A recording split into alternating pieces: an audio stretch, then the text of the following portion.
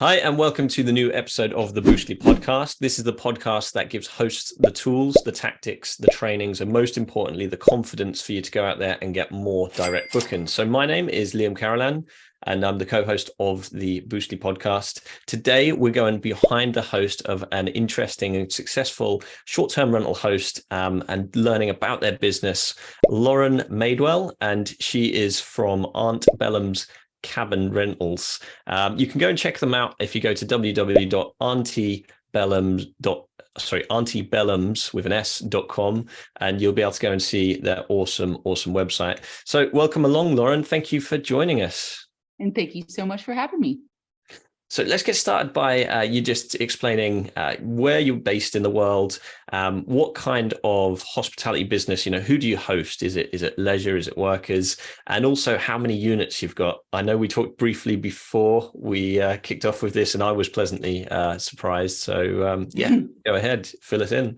Sure. So we are in Gatlinburg, Tennessee, and that's the Smokey Mountain National Park. So just outside of the Smokey Mountain National Park. And there are two main towns here. It's Gatlinburg, Tennessee and Pigeon Forge, Tennessee, and same county. And this has been a popular vacation spot for going on 100 years. So we're a well-established short-term rental, vacation rental market. Oh, who's our ideal customer base? So where we're located, we're within a day's drive of 70% of the United States population. So we're a big drive to destination. So it's honeymooners, it's anniversaries, it's weekend getaways, it's youth groups and family reunions and sports teams. We have all sorts of sports complexes in town, and there's always events going on, whether in the convention centers or just car shows. And so we service vacationers. That's cool. That's really cool. And tell me about yourself then. So how did you specifically get into hospitality, and what is your favorite thing about hosting? Oh, so it's a slightly more dramatic entrance than most folks, I think. I don't know. It's the vacation rental world is it's a mixed bag. But so back in 2009, I was still in college in Georgia for air traffic controlling, actually, when I got a call one day that it was from my dad and his cousin, who I'd always called Aunt Shannon. His cousin had passed away, and she had left the business to him in the will. 51% to him, the other 49% amongst family. He eventually bought 100% of the company. That was back in 2009. And he took over the business immediately. He fell in love with it. And he was working with a rubber manufacturing plant. He was a manager of a rubber manufacturing plant before, but he fell in love with vacation rentals and the people who had worked here for so long that he just went full time in Tennessee. My mom, she kept residency in Georgia because our tuitions were paid for.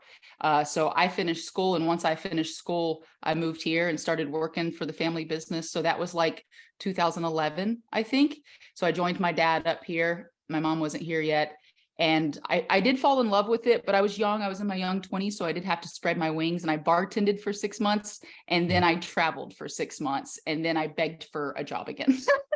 And so I have been full-time with Auntie Belham's for about 9 years now. Let's talk about your the cabins. What can a guest expect when they come and stay? What is Aunt Belham's cabins like? What can a guest expect to get experience-wise from the Smokies when they come and stay? There's so much to experience here. Well, first off, they're going to get, so from the moment they book, it's communication. It's personable, easy, here for you, hospitable communication, whether it's text message, email, phone calls, Airbnb messaging, whatever. And then the day of their check-in, we shoot them out a video that I made, and it just talks about, hey, we try to be perfect, but we can't be 100% of the time. So if you have an issue, let us know. We've got people, we're going to come fix it. Don't not enjoy something during your stay when we could come fix it for you. you belong in the family of hospitality, and by having other hosts explain their process and what guests like about theirs, then people can take things and put it into their own business. And the one word that you said there was trust. You really sort of said how you build that trust, and a couple of the ways that you've done that is, first of all, by always having a clean cabin, which is outstanding when people walk in. I mean, that's the most important thing about hospitality, isn't it? And then you mentioned that the video that you sent across as well. So that video, is it a generic video or is it a personalized one each time? How does that work? It's not personalized. So I just went up to a cabin. It's really funny. It's like 50 seconds. It's totally funny. You guys should check it out. It's on our YouTube page, Auntie Belham's Cabin Rentals, or on our TikTok, Auntie Belham's. But so it's just, I uploaded it to YouTube so that it was a simple link, so that I could text message it to them. Like, today's your check-in day. You might enjoy this funny, helpful video. And there's the link. When it comes down to that guest experience, one other thing that you mentioned was loads and loads of people are now doing self check-in, contactless check-in. How has that changed in the time that you've seen, since you've been doing this since 2011? How has that changed? So before, it was just before the pandemic, it was before COVID, we were 100% in-person check-in, because we wanted to establish, one, we're here, we have a storefront, we're here. Here we are, human beings, not a voice on the phone, an actual person, like people that and just answer all their questions and engage them. Like, you can see if you might have to tell somebody that,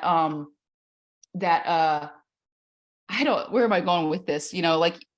Hey, smoking outdoors, just a reminder that smoking outdoors only, or please make sure to leave the key in the key box in case of emergencies, or hey, just a reminder, like past 10 p.m., no loud music. You can kind of gauge that person and nudge them in the right direction. You get a feel for folks, or an opportunity to give all sorts of local recommendations. And we have like mom and pop shops and restaurants printed up on a sheet that we could give to them if they're interested in it. But you can gauge this person. And oftentimes my girls, Southern hospitality, they just end up chatting and having a good time with people. And so it was precious and it was priceless being able to check in 100% of our guests. That's cool. Like you say, there's benefits to meeting people, and you get that feel for people, and having this new system, you've now got the best out of both worlds. You can literally do what that person prefers as their choice of check-in, which is cool.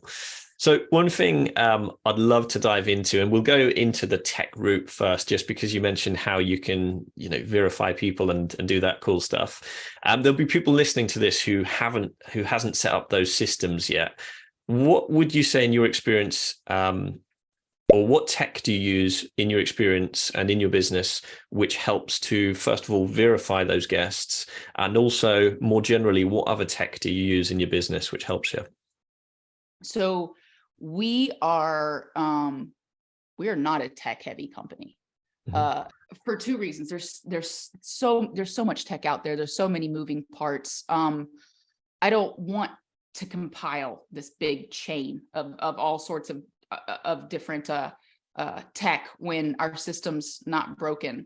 If I ever see a piece of tech that can genuinely make things more efficient, I'll be interested. But right now I feel like we have a system that's not broken. Why introduce an expensive piece of tech that I can't play it out of how it's going to offer me that much more time or efficiency or whatever. The reason being is the property management software that we use is called Brightside, and they do everything. They do reservations. They do direct integrations with Airbnb and Vrbo and whoever else. Thank you so much, Lauren. So that's bye from yourself. Bye from me. I know that everybody listening to the podcast, I know that there's a lot of places you can put your attention, and we thank you for putting it with Boostly. We look forward to seeing you on the next one. That's bye for now. Having a blast. Gonna get it on the Boostly podcast. Boostly like Bruce Lee, cause it's so hard and the T is loose leaf. Making up those rhymes, don't write it, just do it loosely.